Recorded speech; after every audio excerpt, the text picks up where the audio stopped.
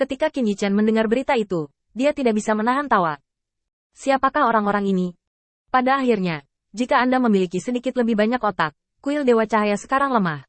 Bahkan jika itu lemah, maka Anda harus memberikan beberapa wajah ke kuil Dewa Perang. Ini adalah sesuatu yang dikirim ke kuil Dewa Perang. Jika Anda semua merampok Anda, tidakkah Anda takut kuil Dewa Perang akan membalas dendam dari Anda? Pada saat ini bukan kematian murni pacaran. Ada apa? Xiao Lin, condongkan sedikit ke tengah. Kamu tidak sekuat aku, lindungi saja cincin penyimpanannya. Dan dua orang percaya di tim pemilik asli tubuh dengan ramah mengingatkan Qin Yichen. Bagaimanapun, hanya orang-orang percaya di kuil penguasa cahaya yang memiliki harmoni seperti itu. Qin Yichen hanya ingin mendapatkan garis pandang yang lebih baik, untuk melihat apakah dia bisa menggunakan penglihatannya untuk mencari tahu siapa yang dia lihat dalam kesadarannya. Jika mereka bisa, maka dengan sifat urin orang percaya mereka sendiri, ini adalah jebakan, mereka hanya umpan. Tapi setelah saya lihat, saya tidak menemukan apa-apa. Qin Yichen juga memiliki keputusan di dalam hatinya. Karena itu, jika kamu menabrak moncong kuil Lord Cahaya, maka biarkan kamu membayar harga yang pantas kamu dapatkan. Qin Yichen memejamkan mata. Dalam persepsinya, dunia tampaknya dibangun dari hantu yang tak terhitung jumlahnya. Di mana tim maju, semua bidang bintang menjadi transparan. Mereka yang bersembunyi di bidang bintang dan menunggu kesempatan untuk bergerak, tidak menyadarinya. Mereka telah jatuh ke dalam pengawasan Qin Yichen. Sudah berapa lama kamu berada di kuil penguasa cahaya, Xiao Lin? Sebuah pertanyaan sedikit mengganggu pikiran Qin Yichen. Dia membuka matanya dan melihat senyum kedua rekannya. Tidak ada, aku hanya akan bertanya dengan santai. Sepertinya kamu sedang dalam misi untuk pertama kalinya ketika kamu terlihat seperti ini. Qin Yichen mengangguk. Untuk pertama kalinya, saya bergabung dengan kuil penguasa cahaya tahun lalu. Tentu saja Qin Yichen tahu tujuan dari kedua sahabat ini, hanya untuk meyakinkannya, jadi dia sengaja mengalihkan topik pembicaraan. Ini membuat Qin Yichen sangat puas. Gagasan merawat orang baru seperti ini sangat langka di kuil. Yang terpenting adalah selama darah segar ini diberi sedikit waktu untuk tumbuh, mereka pasti akan menjadi pilar kuil penguasa cahaya. Semuanya, hati-hati. Terakhir kali adalah orang yang ditemukan di dekat bidang bintang ini. Orang yang menjelajahi jalan di depan telah lewat, semuanya. Hati-hati. Saat orang-orang percaya terkemuka berbicara, perhatian semua orang terfokus. Qin Yichen melirik bidang bintang terdekat, yang masih berjarak tertentu dari tempat orang-orang itu disergap. Setidaknya 3 bidang bintang dipisahkan. Dengan kata lain, ini adalah penjarahan yang direncanakan, dan mereka akrab dengan situasi di bidang bintang terdekat. Siapa yang mengendalikan bidang bintang ini?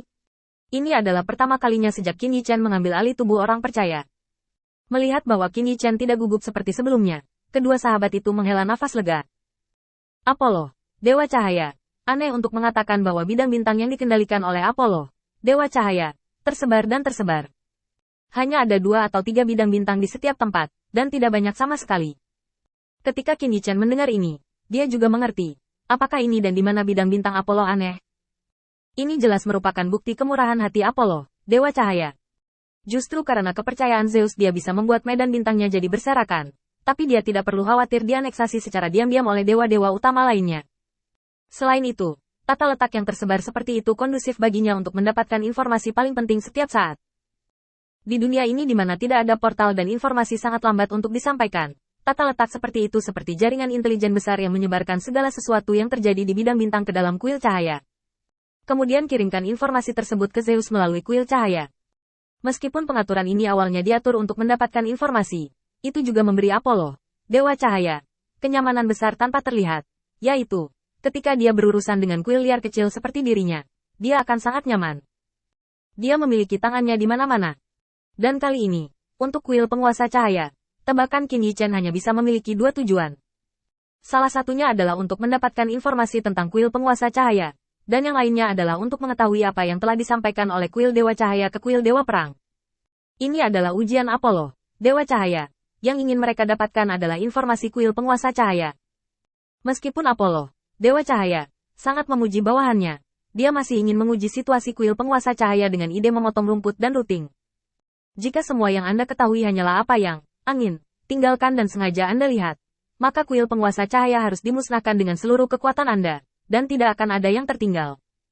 Jika kuil penguasa cahaya berpindah tangan sekarang, Apollo, Dewa Cahaya, juga perlu mencari tahu kekuatan orang baru yang bertanggung jawab. Jika dia tidak mengancamnya, dia akan meninggalkan kuil penguasa cahaya, dan kemudian dia akan mengambil waktu lain untuk pergi untuk mengungkapkan belasungkawa mengucapkan beberapa kata penyesalan di hatinya, dan mengucapkan simpati yang tulus.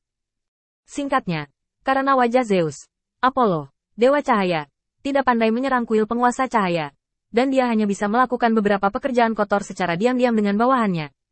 Saat semua orang semakin dekat dengan penyergapan, Qin Yichen sedikit mengernyit. Jika saya terus seperti ini, saya pasti akan disergap. Bahkan jika saya memiliki hati, saya kira akan sulit untuk mendapatkan manfaat di depan orang-orang ini. Lagi pula, jika saya membawa kesadaran saya sendiri kepada orang percaya, saya bisa hanya menggunakan tubuh ini. Kekuatan tidak dapat melebihi terlalu banyak.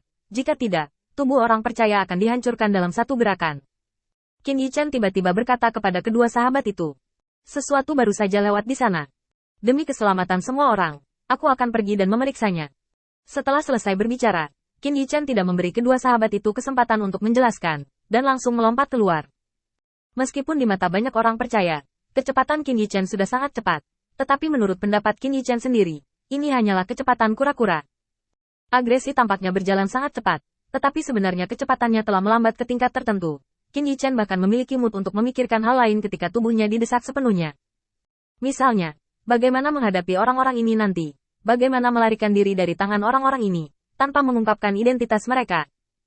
Lagi pula, selain Apollo, Dewa Cahaya, ada orang seperti Lu yang menatapnya dalam kegelapan. Selama seseorang muncul, Qin Yichen yakin dia tidak akan lolos dari bencana ini. Hei, apa yang kamu lakukan? Xiaolin, jangan tinggalkan tim. Kedua sahabat itu bahkan tidak memikirkannya. Mereka langsung mengikuti jejak Qin Yichen.